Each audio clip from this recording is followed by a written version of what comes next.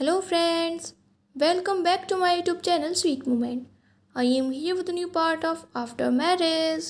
तो friends, last part मैंने आपको बताया था जब ड्यूजान वांग यीबो को इमरजेंसी रूम में देखता है तो बहुत ज़्यादा पैनिक हो जाता है और इमीडिएटली रूम के अंदर जाता है। डॉक्टर्स ड्यूजान को इन्फॉर्म करते हैं कि वांग यीबो की कंडीशन बहुत ज़्यादा क्रिटिकल है। ड्यूजान वहीं पे रोने लगता है और वो गॉड से बस वांग यीबो की सेफ्टी के लिए प्रे कर रहा था, क्योंकि वो अभी भी इस बॉय से बहुत ज़्यादा प्यार करता था। पूरे ऑपरेशन के टाइम ड्यूजान रूम में ही रहता है एंड ऑपरेशन कंप्लीट होने के बाद डॉक्टर ड्यूजान को इन्फॉर्म करती हैं कि वांग यीबो अब सेफ़ है, लेकिन वो कोमा में जा चुका है। तो अगर आपने आफ्टर मैरिज के पहले के पार्ट्स नहीं देखे हैं तो लिंक मैं डिस्क्रिप्शन बॉक्स में दी है, आप वहाँ जाके देख सकते हैं। और अगर आप मेरे चैनल पे न्यू हैं और आपको मेरी वीडियोस पसंद आती हैं तो चैनल को सब्सक्राइब और वीडियो को लाइक करके ही जाइएगा। आज की स्टोरी स्टार्ट करते हैं। वांग यीबो के एक्सीडेंट के बाद पूरा 1 वीक बीत चुका था और वांग यीबो अभी भी कोमा में था। ड्यूजान वांग यीबो के बेड के पास एक चेयर पर बैठा हुआ था और उसने अपने हाथ में वांग यीबो का हाथ पकड़ा हुआ था। वो उसके फेस की तरफ देख रहा था, पर वांग यीबो का पूरा फेस बैंडेज से कवर था और उसकी सिर्फ आंखें दिख रही थी, जो कि अभी क्लोज थी। उससे एक लाइफ सपोर्टर अटैच था, क्योंकि वांग यीबो अभी कोमा में था। ड्यूजान वांग यीबो को लकी समझ रहा था, क्योंकि डॉक्टर्स ने ड्यूजान को इन्फॉर्म किया था कि जब वांग यीबो को इमरजेंसी रूम में लाया गया था तो उसकी कंडीशन बहुत ज़्यादा क्रिटिकल थी। पर ड्यूजान सोचता है कि आखिर वांग यीबो इतनी फास्ट ड्राइविंग क्यों कर रहा था, और ये सोचकर उसे अपने हार्ट में थोड़ा सा पेन फील होने लगता है। पर तभी ड्यूजान को अपने स्टेप ब्रदर जाओ चैंग की वॉइस सुनाई देती है।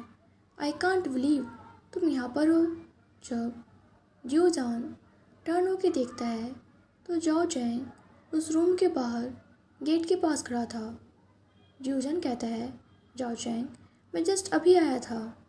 जाओ चैंग कहता है, तुम अभी आए थे नहीं, इस बात से ये फैक्ट चेंज नहीं हो जाता कि तुम यहाँ पर हो। एंड डोंट फॉरगेट कि तुम भी एक पेशेंट हो, तो इस तरह अपने रूम को छोड़ के आना बंद करो।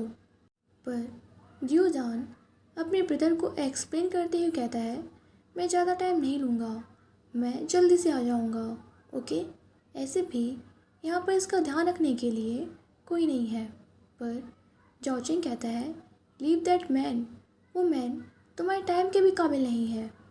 अपने ब्रदर की बात सुनने के बाद ड्यूजान अपनी आंखें नीचे कर लेता है और वो वांग यीबो के हाथ को पकड़ लेता है। फिर वो स्लोली कहता है, डोंट वरी, मैं उसे ऑलरेडी छोड़ चुका हूँ। पर जाओ चैंग कहता है, तुम्हें पता है ना, यहाँ पर अभी भी एक चांस है कि वांग यीबो कभी भी अपने कोमा से बाहर नहीं आएगा। ये सुनने के बाद ड्यूजान अपने लोअर लिप को बाइट करता है और कहता है, ही विल, और जब ऐसा होगा तब मैं यहाँ पर उसके पास नहीं हूँगा। ये सुनते ही जाओ चैंग कहता है, मैं तुम्हें कितनी बार कहा है ना, ऐसे जोक्स मत किया करो। ये सुनकर ड्यूजान स्माइल करने लगता है और कहता है, ओके, पर मैं कोई जोक नहीं कर रहा था।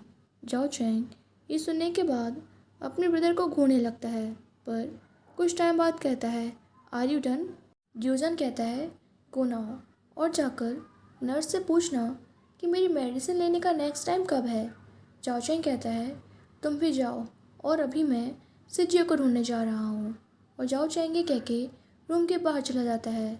अब रूम में फिर से वांग यीबो और ड्यूजान अकेले रह गए थे। ड्यूजान के माइंड में बहुत सारे क्वेश्चंस थे, पर उसे अभी तक अपने किसी भी क्वेश्चन का कोई आंसर नहीं मिला था। वो सोचता है आखिर वो वुमेन कहाँ है, पर फिर वो अपना कंपोज किया हुआ सॉन्ग गाने लगता है। उसने अभी भी वांग यीबो का हाथ पकड़ा हुआ था। वो गाना गाने में इतना बिजी था कि नोटिस ही नहीं करता कि कोई अभी रूम में एंटर हुआ था, और उसे एक वॉइस सुनाई देती है, आई सी, तुम यहाँ पर हो, पर तुम बहुत ज़्यादा टेरिबल लग रहे हो। ये वॉइस सुनकर ज्यूजान थोड़ा सा शॉक हो जाता है और जब वो टर्न होके देखता है तो वहाँ पर वांग यीबो की गर्लफ्रेंड खड़ी थी, जिसने वाइट शर्ट और ब्लैक जीन्स के साथ एक मैरून कोट पहना हुआ था। उसने अपने हाथ में पिंक फ्लावर्स का एक बुके पकड़ा हुआ था। पर उस वुमन को देख के जूजान को बहुत गुस्सा आ रहा था।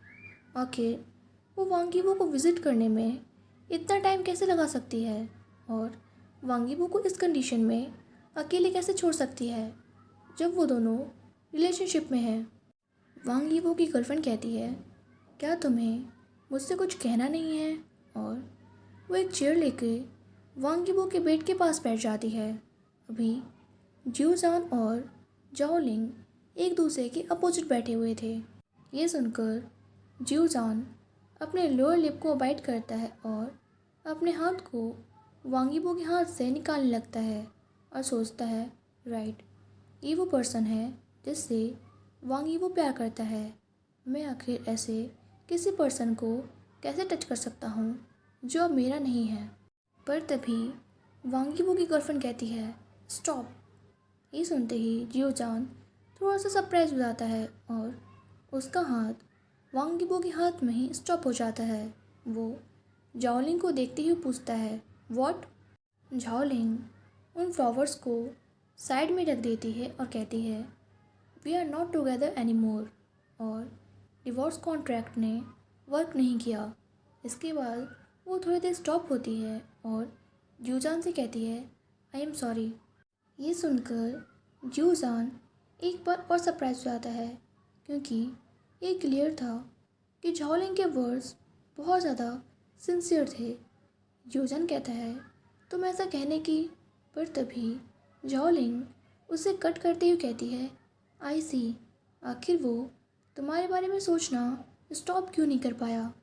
ये सुनते ही जियोजान को फील होता है कि उसकी हार्ट बीट बहुत ज़्यादा फास्ट हो गई और वो पूछता है, तुम्हारे कहने का क्या मतलब है? झाओलिंग कहती है, इसका वही मतलब है जो मतलब होना चाहिए। फिर वो अपनी बात को आगे कंटिन्यू करते हुए कहती है, आई एम ट्रूली सॉरी जियोजान, मैं सच में एक बिच हूँ जिसने तुम्हारी रिलेशनशिप को ख़राब कर दिया। मैं सिर्फ अपने बारे में सोचती हूँ। जियोजान कहता है, यू आर नॉट। पर वो सेंटेंस कंप्लीट नहीं कर पाता क्योंकि किसी भी वुमन के लिए ये वर्ड यूज़ करना बहुत ज़्यादा रूड था। पर झाओलिंग अपना सिर हिलाते हुए कहती है, मैं हूँ। मैंने तुम्हारे हस्बैंड को सेड्यूस किया, ये जानते हुए भी कि वो मैरिड है और मैं। पर इसके आगे झाओलिंग खुद भी कंटिन्यू नहीं कर पाती और उसकी आंखों से टीयर्स निकलने लगते हैं।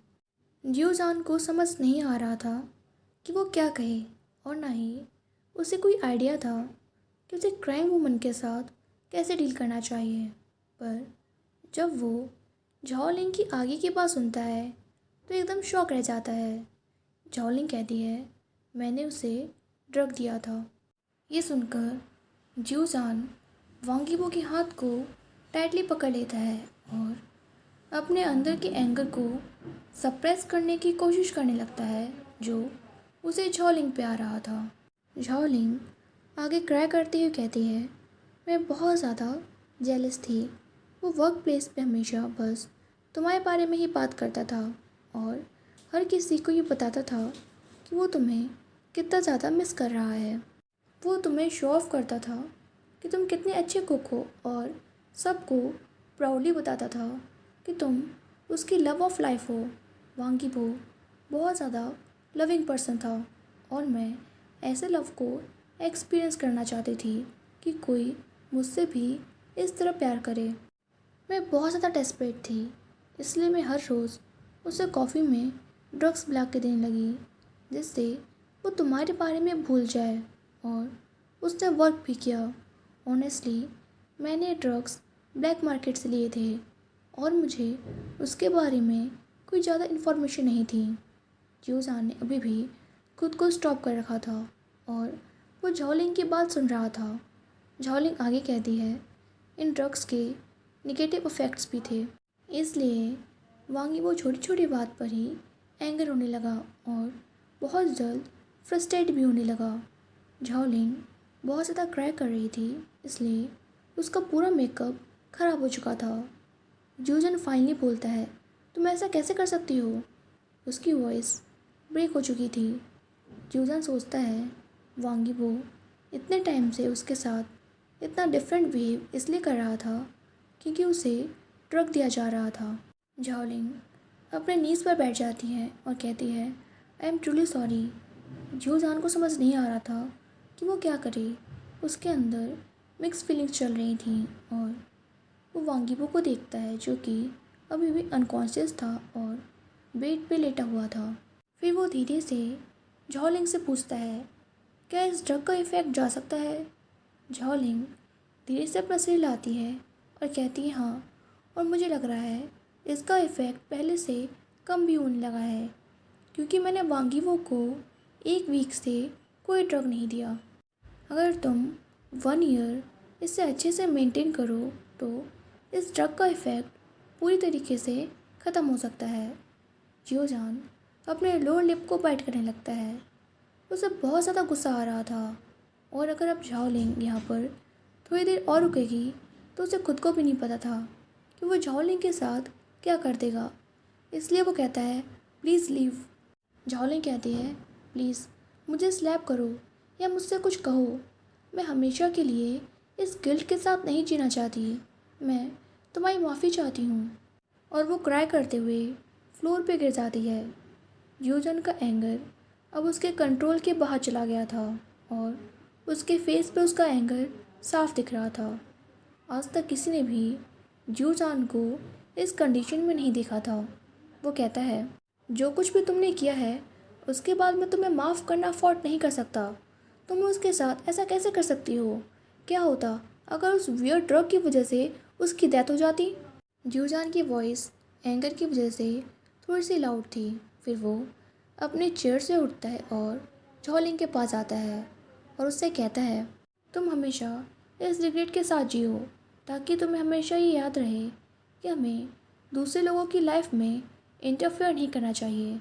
उसकी वॉइस बहुत ज़्यादा कोल्ड थी और झाओलिंग भी उसकी बातें सुन के थोड़ी सी सरप्राइज थी। झाओलिंग फ्लोर से उठती है और अपने टीयर्स को वाइप करते हुए कहती है, I see, who am I kidding? Of course मैंने तुम्हारी पूरी लाइफ ख़राब कर दी। तुम मुझे कैसे माफ़ कर सकते हो?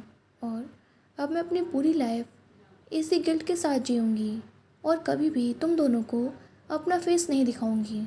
और वो तुरंत रूम के बाहर जाने लगती है, पर गेट ओपन करके वो थोड़ी देर रुकती है और जूजान की तरफ टर्न होकर कहती है, आई होप कि तुम वांगीबो को माफ़ कर पाओगे।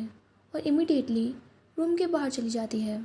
जूजान अपने चेयर पर बैठ जाता है और वो वांगीबो का हाथ पकड़ के ड्राई लाफ करता है, पर लाफ करते करते वो क्राई करने लगता है और कहता है, प्लीज़ वेकअप, मैं तुमसे बात करना चाहता हूँ।